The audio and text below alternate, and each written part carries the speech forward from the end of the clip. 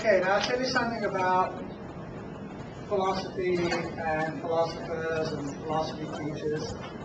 When I first saw this elitism thing in the book, I said, "Oh well, that's simple. I can just explain that to the students, and they'll understand this thing about criticism, and they'll see that it's silly."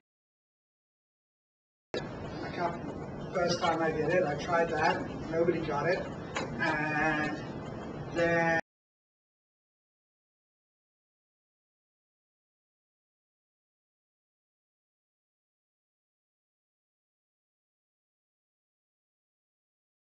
critical thinking, when you're trained in philosophy, things that are very complicated for other people look very simple for you, and it means it creates a communication problem. So there's a lot of stuff in this philosophy business. I look at it and I go, "Oh well, that's simple." And if I to use a sports metaphor, always understanding I know nothing whatsoever about sports, but I expect that there are complicated maneuvers in, say, baseball that would be incomprehensible to someone outside the game, but very, very simple once you're trained. And philosophy's like that. And this thing about the elitism criticism, I realize the answer is something like, Young says that Palmer is wrong, that Plato's theory is elitist because Young thinks Palmer misinterprets Plato. So this may be the most complicated thing we'll cover in class, at least certainly the most complicated thing we cover in the first half of class, but so I'm going to try and keep things a little more clear and simple. By the way, okay, if I explain something up on the whiteboard and half the class does not understand what I'm saying, whose fault is that? Yours. Thank you. Yes. Okay. Who just came in? Quarter Nancy, Michelle Thompson. Okay.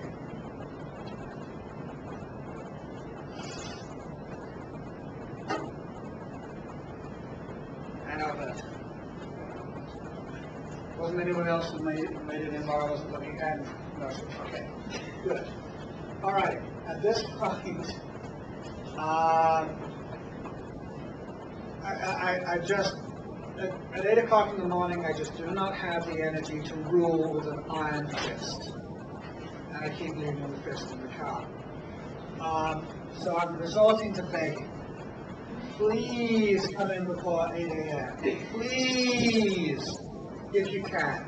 I understand that bus schedules and work schedules and family responsibilities may preclude this, so I'm not deducting points for tardies or any kind of punitive measure or anything like that, but I am begging people to try to come in on time.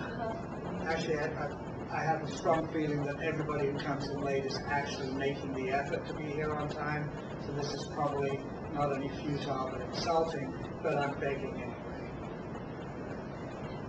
So, today I'm going to talk about two things. I'm going to talk about Joseph.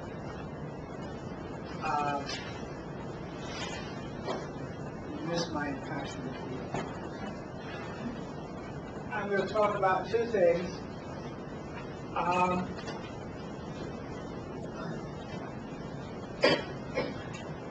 Both of the things I'm going to talk about are things that I think Plato gets wrong. One is the very subtle thing of this justified true belief business. Plato's theory of knowledge is that knowledge is justified true belief, and that sounds really good when we first start to think about it, but then if we push it and we ask a few more questions, it totally collapses and it's not the right. Okay. Yeah.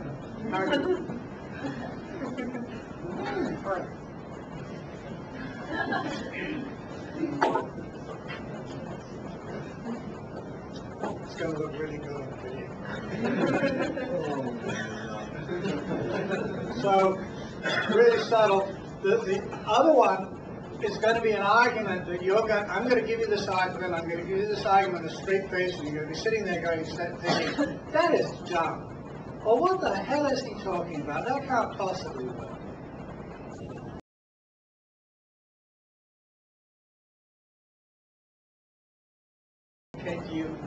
I will be good enough to get across just what is wrong with the idea of justified true belief. Now, here's the basic argument against it. Imagine we're going to make a knowledge claim.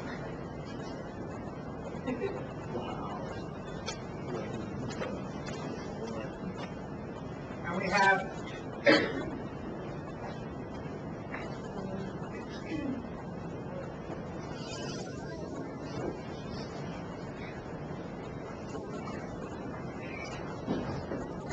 three buckets.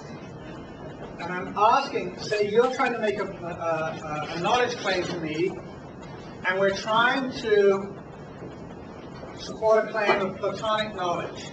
That is, we're trying to support a claim that we have justified true belief about something. So, you say you know something, and I say, okay, in order for you to know something, you have to have something for each bucket. You have to have the belief, you have to have truth, and you have to have justification. Or I'm just not going to accept your claim. Prove you know something.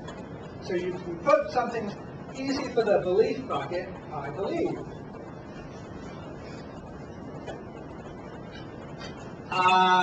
Justification bucket is pretty easy too.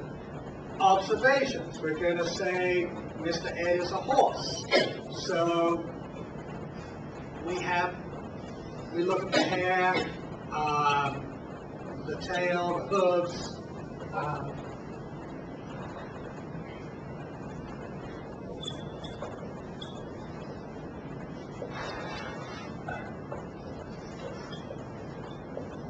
So sense data goes to the justification bucket. Sense data is anything you sense. What does it smell like? It's got this musty smell.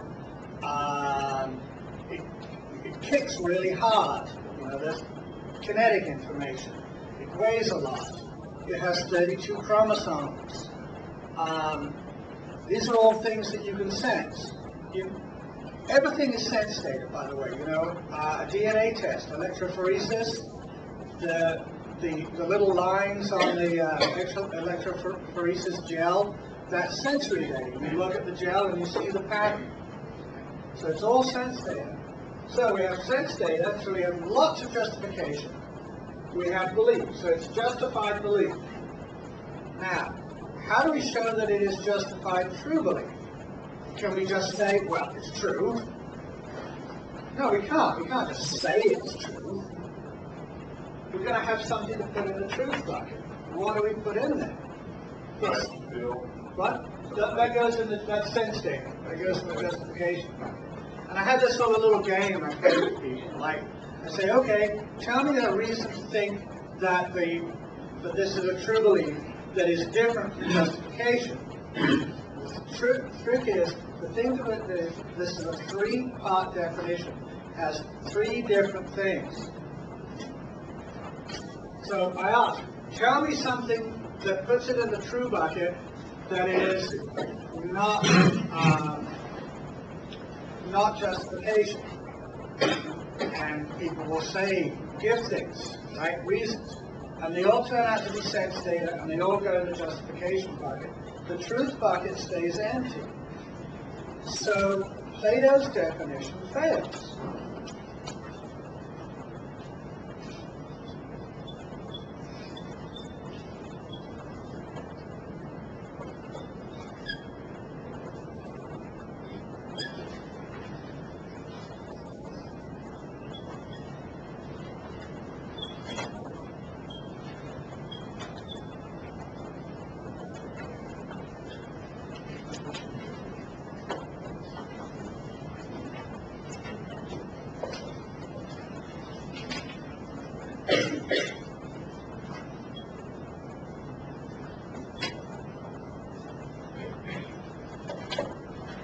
knowledge is not justified true belief.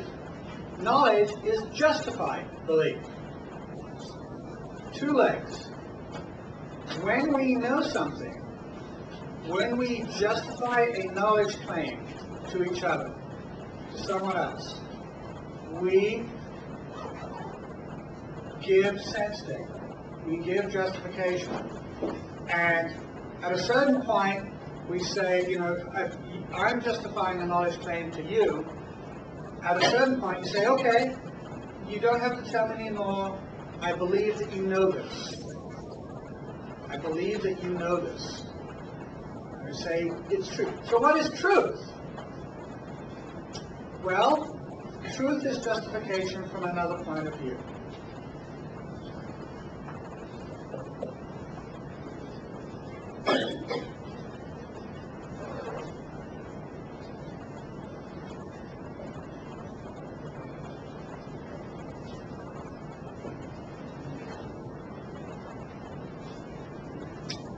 Truth is justification from another point of view. Well, here's a way of thinking about it. Suppose we're talking about, suppose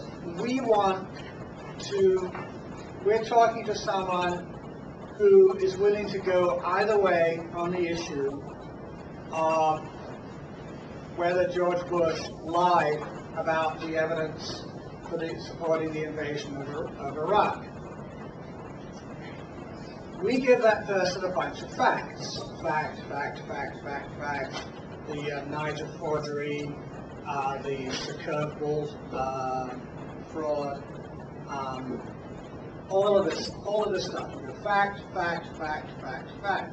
Now, if those facts add up to a justification, and if you're going to prove someone lied, you've got to have a lot of justification. It's a high bar to prove that someone lied. Well, say I'm the guy. You're trying to convince me that George Bush lied. You give me a bunch of facts. Now, at a certain point, I say, okay, it's true. If I don't reach that point, if we don't reach that point and I don't go, okay, it's true, then we don't have a justification. If you give me a justification, if what the facts you give me amount to a justification, my way of acknowledging that is to say it's true. This is related to belief. If you believe a statement, then you will say this statement's true. That's how you tell whether someone believes something. If you want to know if someone believes that George Bush is a liar, you ask them, George Bush is a liar, true or false? If they say true, it means they believe it. And that's pretty much all it means. If they say false, it means they don't believe it. And that's pretty much all they believe. And you ask them, what does it mean to say that it's true? Well, the cash value question. Anything ever go in the true square? Nothing goes in the true bucket. Ever. I've been carrying around a true bucket for years and I've never found anything in it. Not even a tater tot.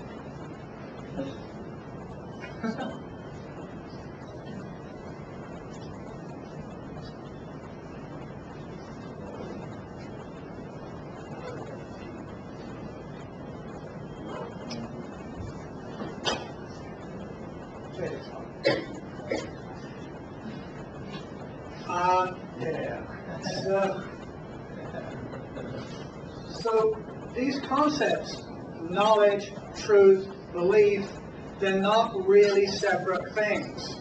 They're related to each other. They're just different aspects of the same thing, and that thing ends up being building justifications based on sense data. Another way of looking at it,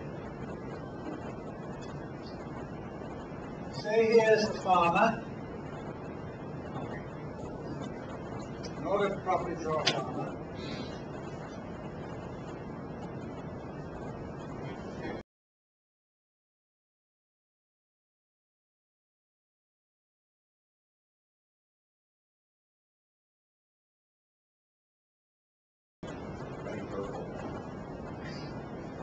I think John Deere colors are green and yellow. So there's that baseball cap.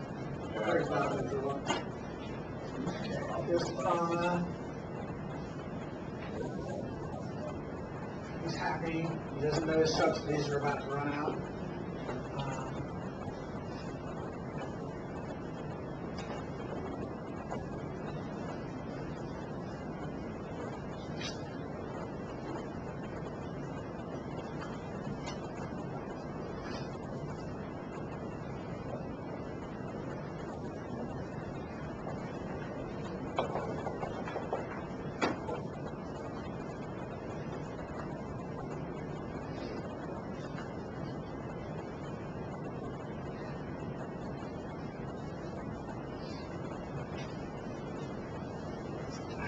Okay, so in the farmer, we have belief and we have justification. How does truth get in this picture? Here's Plato.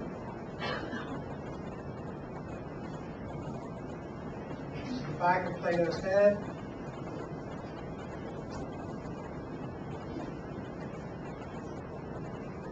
Plato looks at this transaction.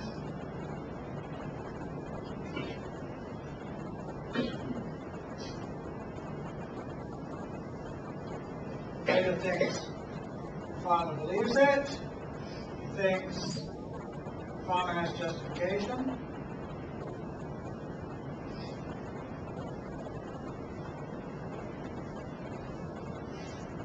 And Plato also thinks it's true. Yeah.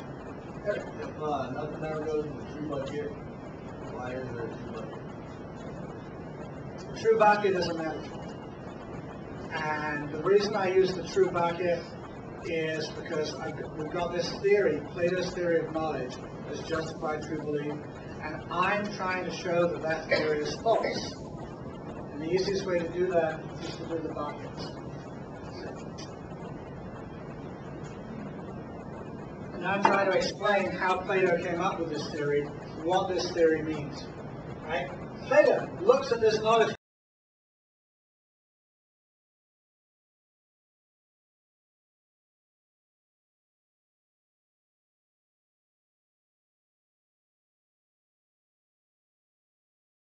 That's how we use the word, mostly, isn't it? When you say, I know you believe that, but is it true? Right? What are we saying there? What does it mean when Plato says it's true? If we're looking at Plato from the outside, what would we say about Plato's beliefs here? Well, the truth here is a belief in Plato's head. And what that amounts to, objectively, is us.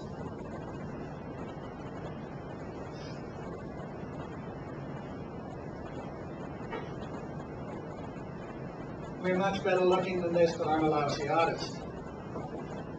We're looking at Plato.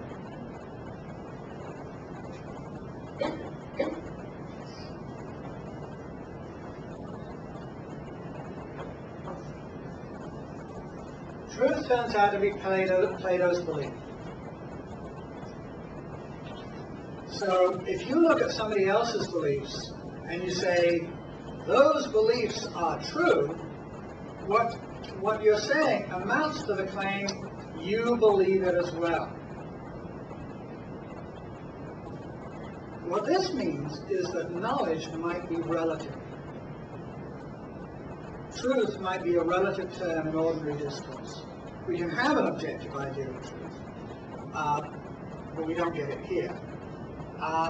But every time someone says that is true, what they're really saying is, I believe it. If we want objectivity, we have to go to the justification. We have to look more deeply into what justifies a knowledge claim. So the important part of truth, the important part of knowledge is the justification. Calling it justified true belief does not properly describe it. Because when you say true, you're just saying you believe it true too. So, or you could say, if you say I believe it's true, the only thing that can practically mean is I also believe that that is justified.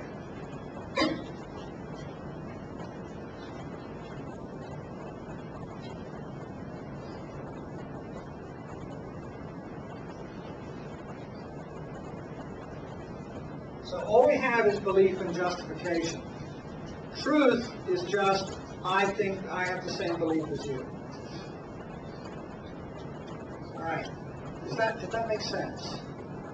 If it didn't, remember, nothing in the true bucket. Tater tots don't count.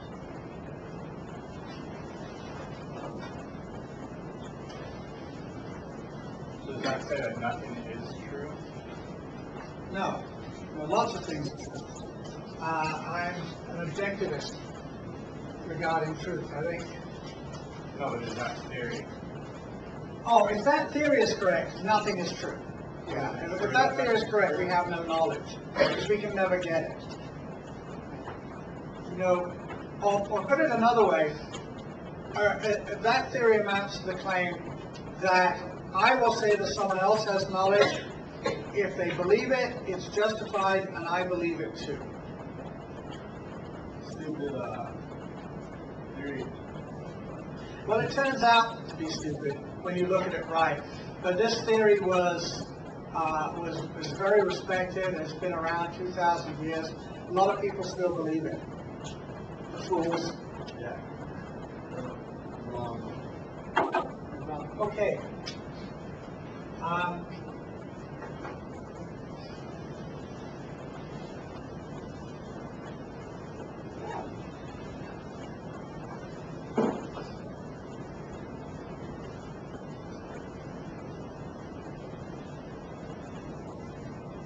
Now, the deeper purpose in this is to talk about thinking.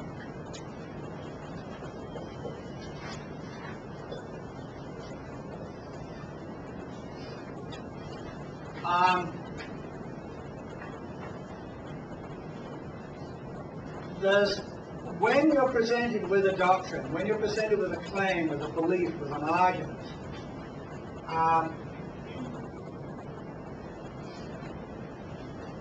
you can ask,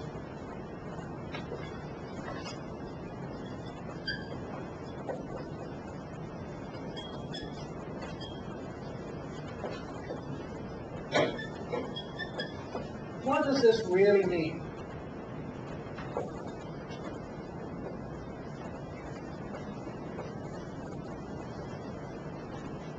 If it's true, what must the world be like? What other things have to be true if this is true?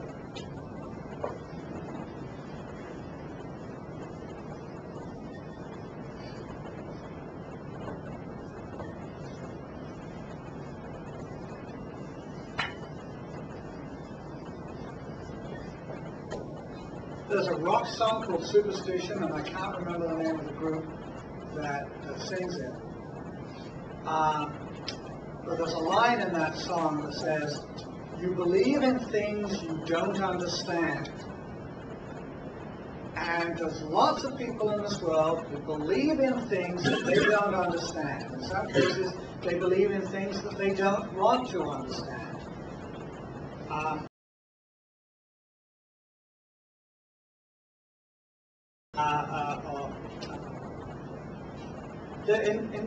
In British English, there's this phrase, wind up.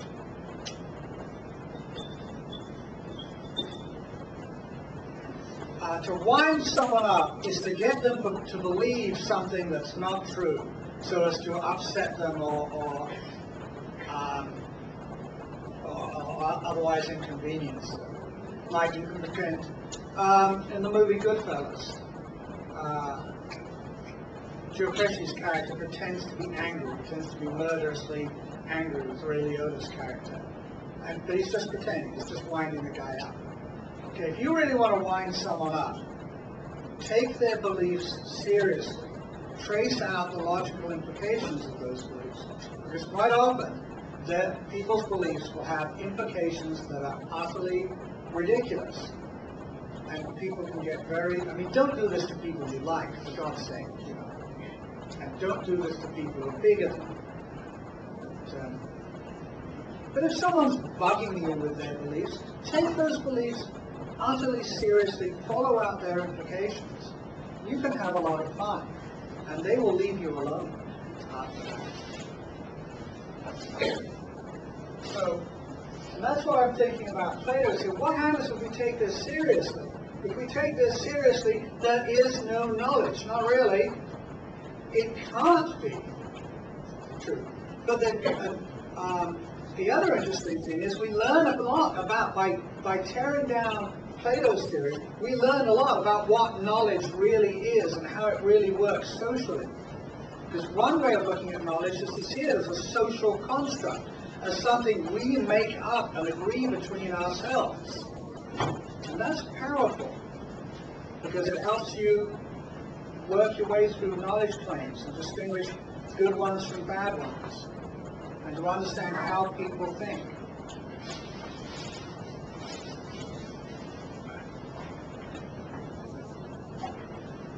Okay, who came in late? Okay, I got you. What's your name? Marissa. Marissa. Adam. Okay, I got Marissa. I got Adam. Who else? Got John. And what's? Sylvia Nava. Okay.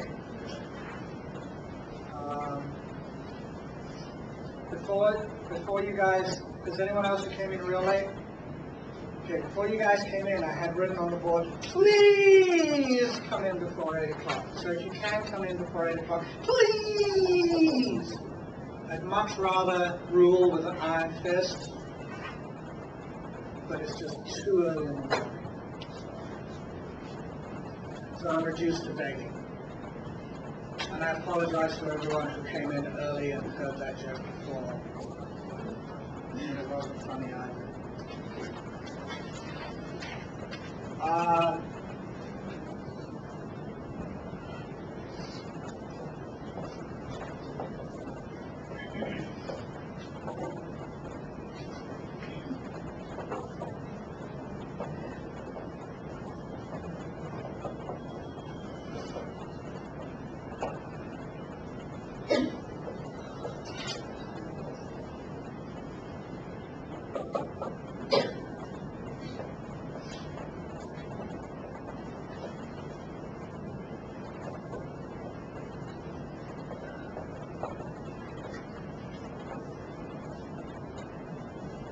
Now,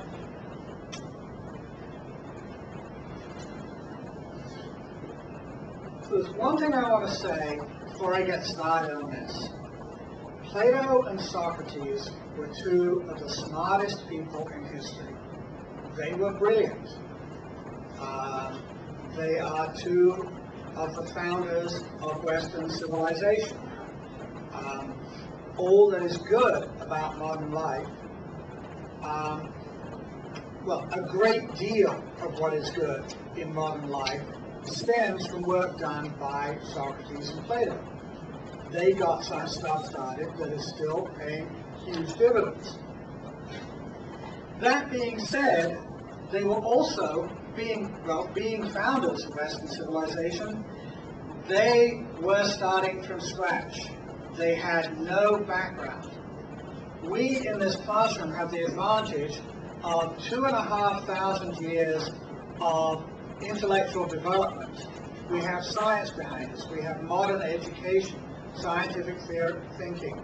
We have 2,000 years of the development of logic, and that's seeped into our education.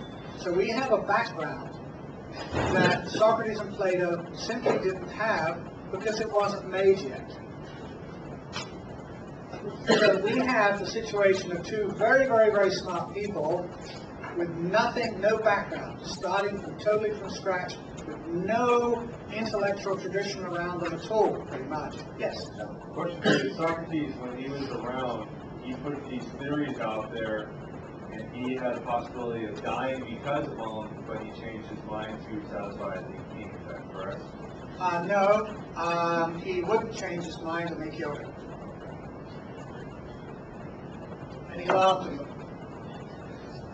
Not a diplomat. In fact, he insulted the Athenians and said, he was put on trial for impiety and they were going to say, well, you know, how should you be punished, Socrates? Build a statue of me in the town square. Not a modest man. He's on trial for his life, and they asked him what punishment he suggests. He suggests you should celebrate. In my own personal spiritual discipline, I have this icon I call the Great Middle Finger. Do you remember the guy in Tiananmen Square who stood in front of the tanks? Okay. I have a tremendous admiration for that attitude, especially if you've got a handy escape route and they don't know your name. But I have a tremendous idea, and I think whenever someone does something like that, just gives the great middle finger to whatever mindless machinery is grinding down on you. Well, you know, your life is worth something. You've done something. I don't recommend you die for this, but it's worth pulling off if you can get away with it. So, starting from scratch, brilliant people with absolutely no background, nothing to build on. There's a problem, epistemological problem. Where do ideas come from? You have knowledge in your head. You know how to solve various problems, math problems. You have facts. You have techniques. You have lots and lots of ideas, lots and lots of beliefs. Where did they come from? Well,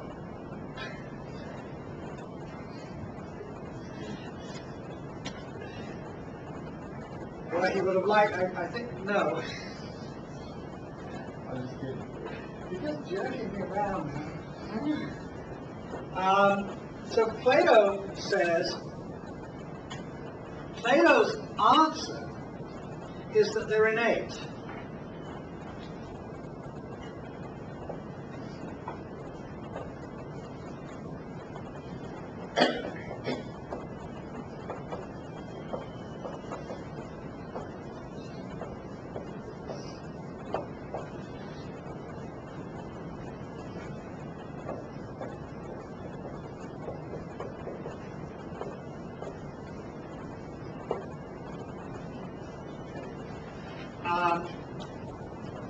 Ideas already exist in you when you're born.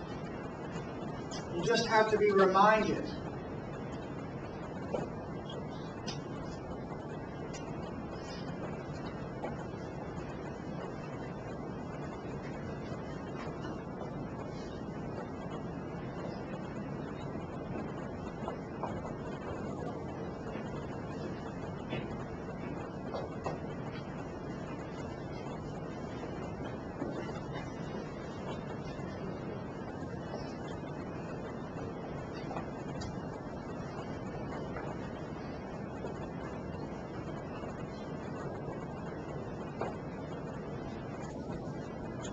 Have you ever had the experience that one of your friends doesn't remember that he saw a movie with you? Or some one of your friends doesn't remember a particular party?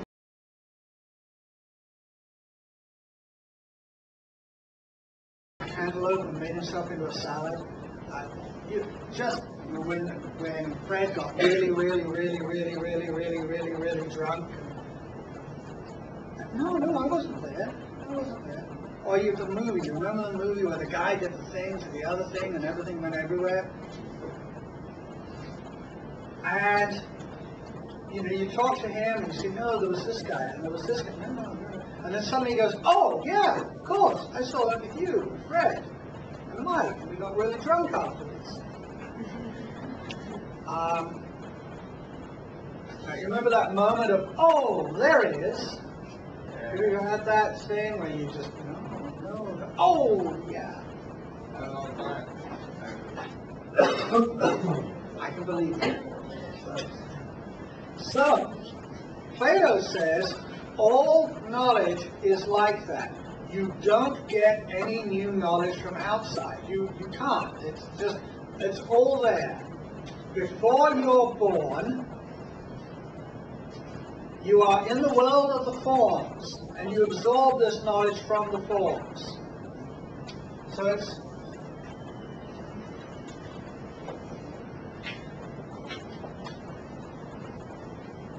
this is an argument for innate ideas and the forms. Alright? So this is a radical belief. This is just, to our modern minds, it is utterly bizarre.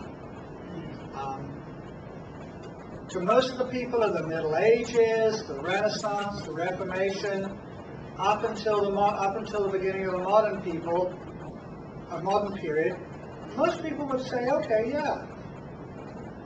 A lot of people found this very seriously. It didn't really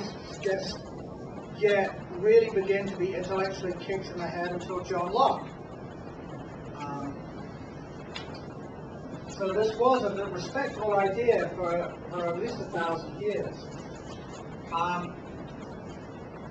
What I'm going to focus on is Plato's argument. It's an important argument in the sense that it's his argument for this doctrine. But it's also important for us so we can realize how philosophy has changed over the years and what kind of arguments were taken seriously way back when, and also to look back at it and see, evaluate the argument ourselves. So I'm going to give you this argument with a straight face, and I want you to be looking for the fatal flaw, because there's something that I'm just not going to mention as this argument goes on that should be obvious to you by the end. This is an example of an exercise in critical listening. Where does Young go wrong as he lays out this argument? So, Plato and Socrates, I don't know who else, are in the garden, and they're talking about innate ideas. And Socrates says, I can prove there's innate ideas. See that slave boy. Stop at the slave boy.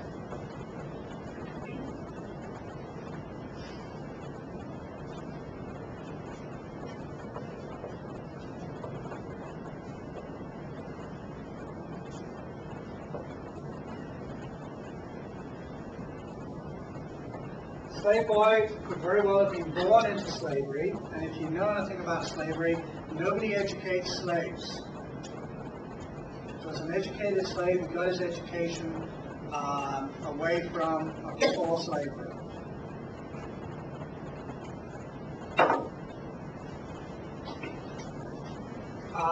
So we have a slave boy who's kept ignorant by his masters.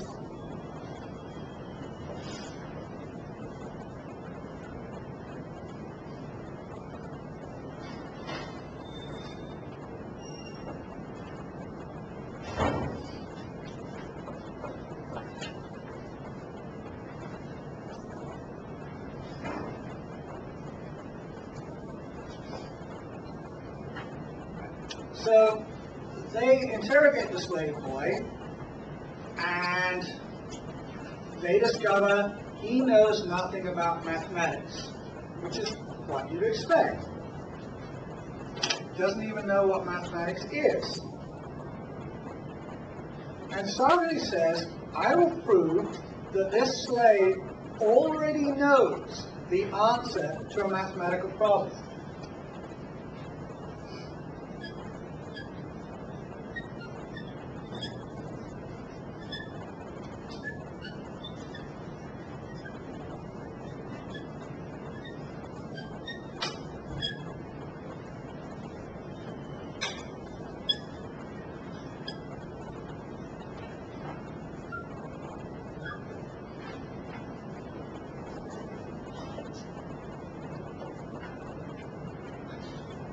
So, Socrates says, this slave knows it, but he doesn't know he knows it. So what they do then is they say, Okay, Mr. Slade. Have I mentioned South Park yet in this class? Okay. For it, it's not really relevant here, but as a teacher of philosophy and a teacher of critical thinking, I strongly recommend South Park. It is the most intellectually rigorous program on TV today. I have been absolutely amazed at how precise, detailed, charitable, and intellectually rigorous some of the South Park episodes are. It is, in the last class I was talking about Scientology and how rubbish it is. And this kid in the front row says, "You mean South Park was right?" And I said, "Dude, South Park is always right."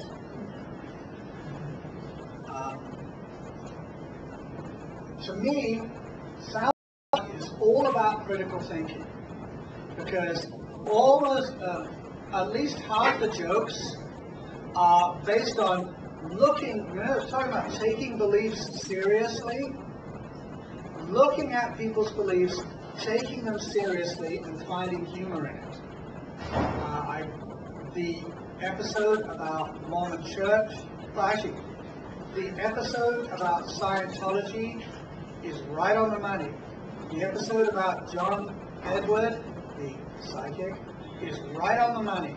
And the episode about the Mormon Church is excellent because it not only shows how ridiculous the Mormon religion is, but it also shows all the good stuff about the Mormon Church.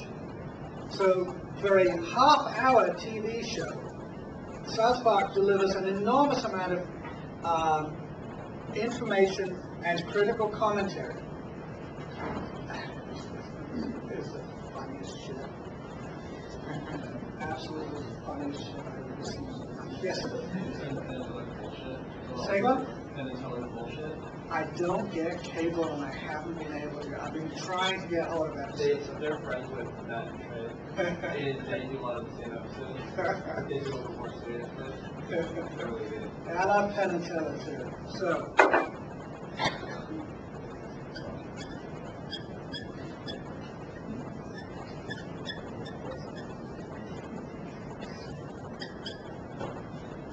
I say this explicitly in my critical thinking classes. Critical thinking and logic, I see these classes as enabling students to develop their own bullshit detectors. One thing everybody needs is a bullshit detector, and it turns out that it's really, if you can work your way through logic, you can develop an effective bullshit detector. I got one. Cool. Does it run on batteries? Do you have to plug it in? It's wireless. Wireless. Cool. See that? Yeah. I got a portable one, but it's from 1963, so I had to carry it around in this big case. So,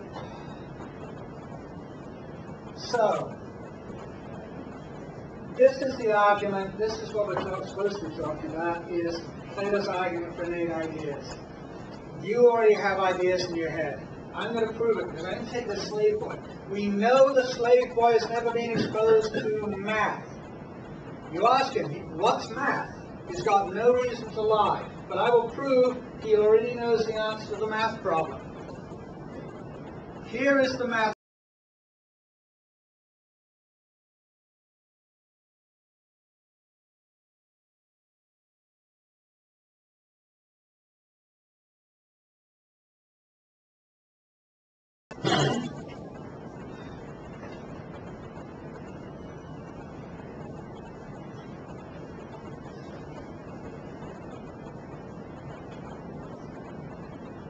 Okay.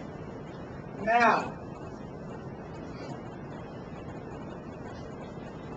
what Socrates does is he asks him, do you know how to double the area of this square? The slave boy says no. And Socrates says, well, actually, yes, you do. And I'm going to bring that out, and I'm going to bring it out by asking questions. I'm not going to tell him anything, I'm just going to ask questions.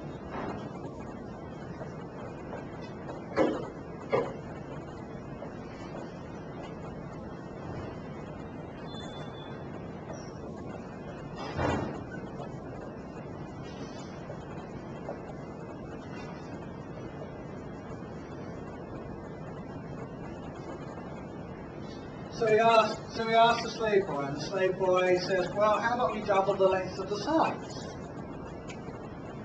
Double the length of the sides, and you make a square. Okay. And Socrates does not correct him. Socrates just asks, is that twice the area? And the slave boy goes, oh, it's a bit big. I think that's, it's more than twice the area. Okay, so is that the right answer? The slave boy says, no, I guess it's not. No, it's not the right answer. Socrates hasn't told him anything. But it turns out the slave boy knew that that's not the right answer. So Socrates asked a question, and then asked question after question after question, and then the slave boy says, well, look, okay, say we take a diagonal, and we draw a line from corner to corner across the middle. Then we draw 3 more lines at right angles to each other, connected at right angles to each other, all the same length.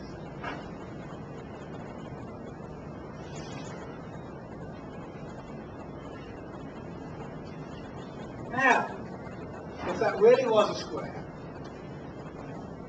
you can divide this new square, divide the green square, into 4 triangles. Notice, I've got 1, 2, 3, 4, 5 triangles here, all the same size. The square has how many triangles? 2. The small square has 2 triangles. The large square has 4. So if you take 2 of these triangles and make a square this way, it will be half the area. If you take 4 of them and make a square, that made no sense. Okay, you take the large square, and it turns out to be 4 triangles put together longest side out. Take the smaller square, and it turns out to be 2 of the triangles put together a different way. So, the large square is 4 triangles, the small square is 2 triangles, 2 is half of 4, so 4 is twice 2. The green square is twice the area.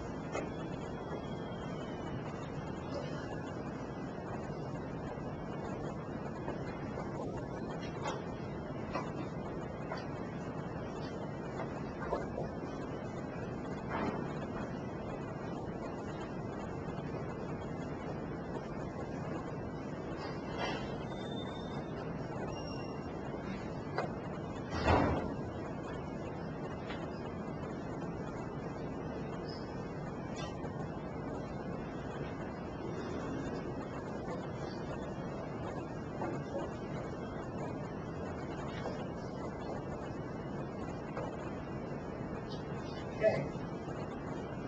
So here's Plato's argument for innate ideas.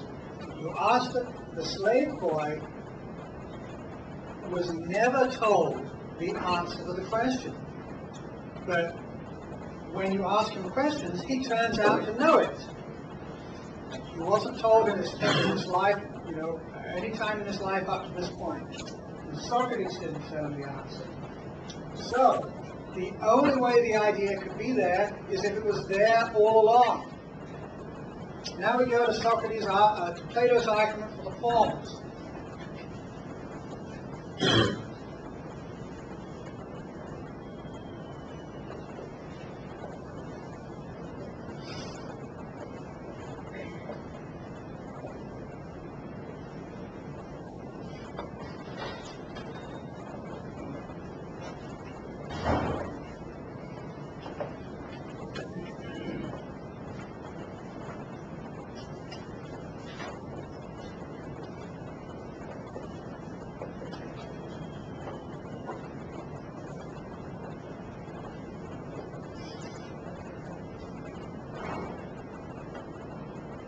Premise 1. The only way we could have innate ideas is if we were with the forms before birth. Plato thinks that the forms are real, that they exist.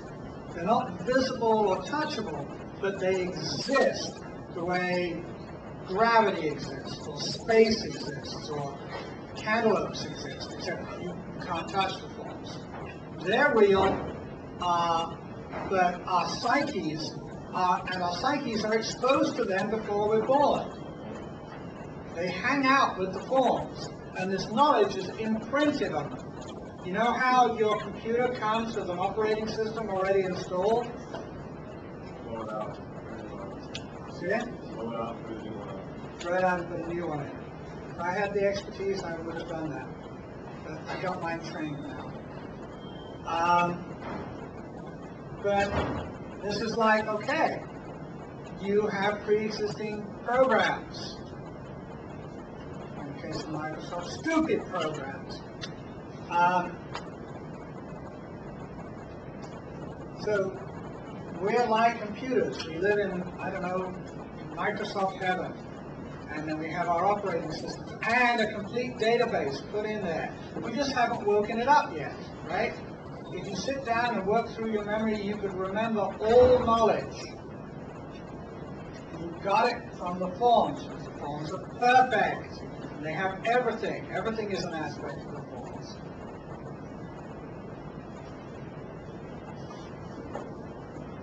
The argument is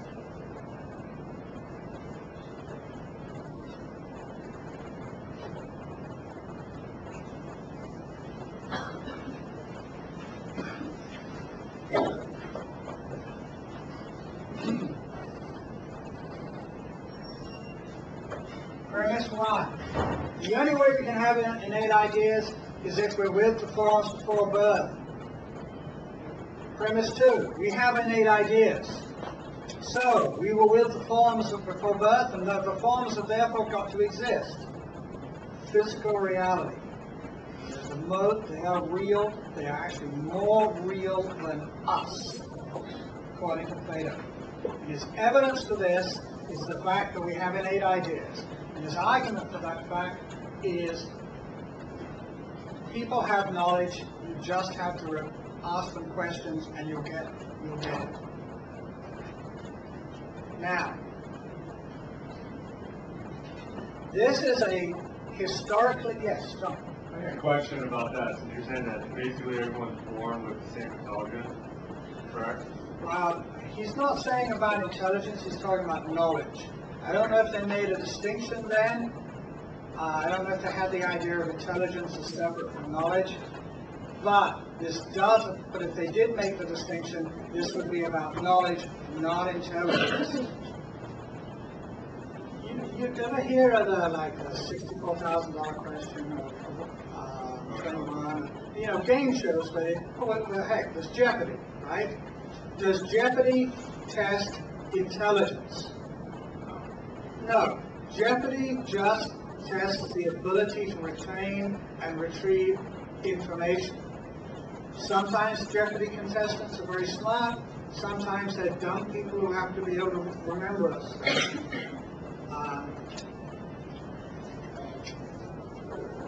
So occasionally they're total dickheads. Alex Trebek is apparently a very, very smart man. But you don't have to be smart to do that job. Well, maybe. I don't know. I don't know what I'm talking about. So Oh, I mean, my thing is knowledge. Isn't that something that's developed through life? I mean, if you take two babies. Well, okay, I understand you have a different opinion than Plato's. Okay. This is about Plato's argument Okay. and whether or not it's a good one. Okay. So, this is a historically important argument. It is the argument for innate ideas in Plato. The doctrine of innate ideas existed in philosophy for thousands of years. There may still be people who believe it.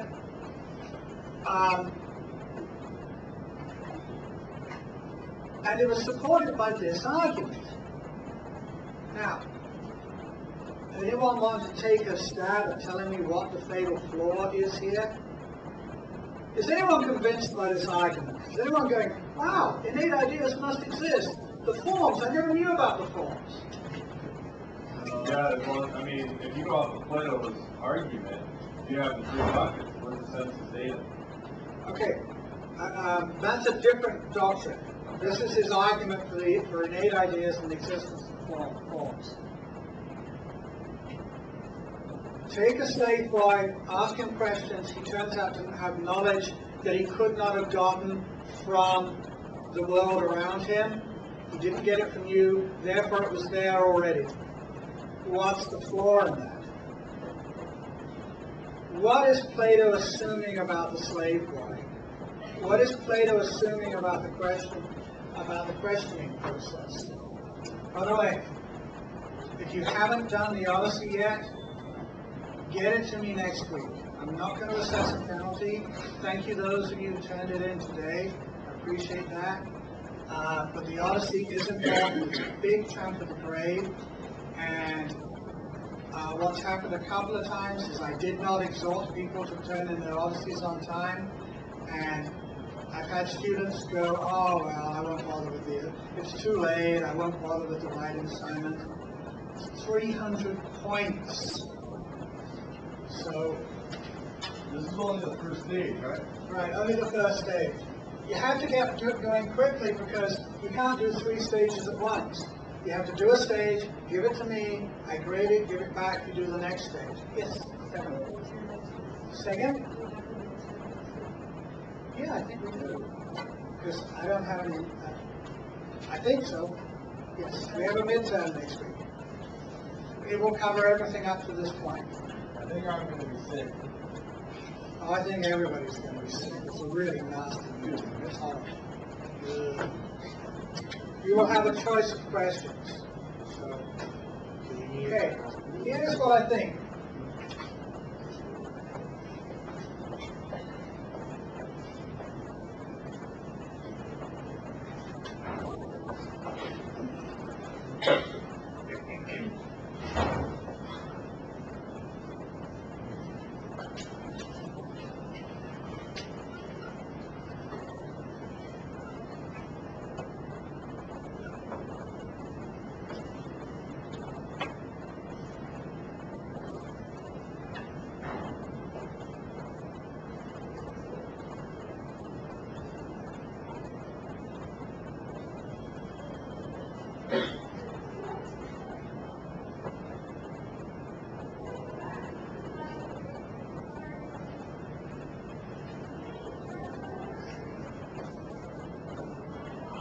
Have you ever met someone who had memorized some word or phrase and that was it? That was all he could do? When I was back in Britain, I was in physiotherapy for a while with the British Army, an Army physical therapist. And I tried to talk to the guy about gravity once, something about the first law of gravity, m1, m2 over d squared. And he looked at me and he said, molecules of different kinds stick together through adhesion. Molecules of the same kind stick together through cohesion. I said, I'm not talking about that, I'm talking about gravity. Molecules of the same kind stick together. He had this phrase that he'd learned in a class somewhere. I really doubt that he knew the difference between adhesion and cohesion. And in fact, that's a phrase, it's just a phrase. He thought he knew something. Actually, it's like, it doesn't even mean anything, because when dissimilar things go together, we call it adhesion, and when they're the same stuff, we call it cohesion. And it's not really different. But he had this phrase. Whenever I tried to talk about gravity, he would basically ignore what I was saying and just repeat the phrase. He remembered this from class. You know, so you have people who just remember what other people have said. They don't know what it means, and they're not going to think about it. Plato thinks slaves are like that. They can remember stuff, they can express hopes and fears, but they cannot reason, they cannot do logic. In the days of the British Empire, British intellectuals believed that Arabs and other non-whites could not reason. They could express hopes and fears, but they couldn't think through things. Pretty much every kind of racist believes something like that about other races.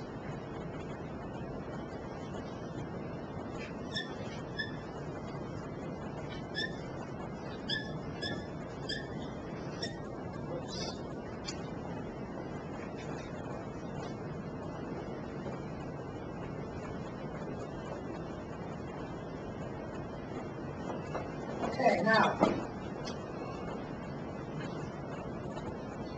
Plato's argument only works if innate ideas is the only possible explanation.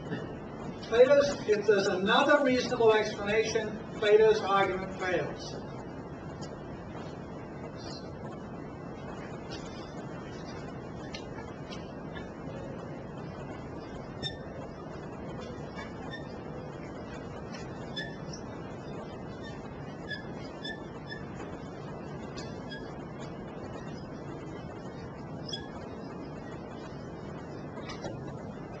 So, when I'm giving an argument on the board, and I'm giving the premises, I'm giving the facts, if you try to think about whether or not there's another way to explain those facts.